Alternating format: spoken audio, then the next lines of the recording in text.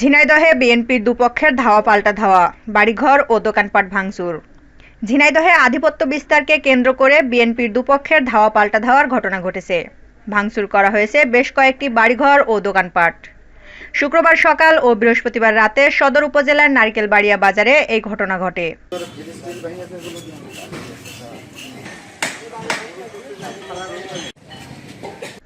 Police ও স্থানীয়রা জানায়, এলাকায় আধিপত্য বিস্তার নিয়ে জেলা বিএনপির সহসভাপতি সুবিদুর রহমান ও ঘোড়শাল ইউনিয়ন বিএনপির সভাপতি ইসহাক আলী মোল্লার সমর্থকদের মধ্যে বিরোধ চলে আসছিল।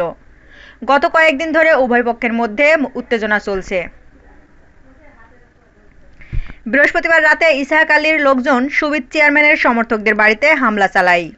এরই জের ধরে বৃহস্পতিবার ভোরে উভয় পক্ষের লোকজন দেশীয় অস্ত্র নিয়ে সংঘর্ষের প্রস্তুতি নেয়। শুরু হয় ধাওয়া পাল্টা ধাওয়া। ভাঙচুর করা হয় উভয় পক্ষের অন্তত 15টি বাড়িঘর ও দোকানপাট।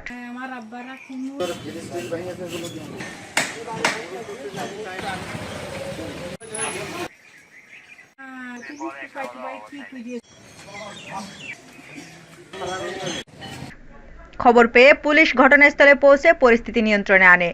যে কোনো সময় সংঘর্ষের আশঙ্কা করছে স্থানীয়রা। এই ঘটনায় এলাকা জুড়ে চরম উত্তেজনা বিরাজ করছে।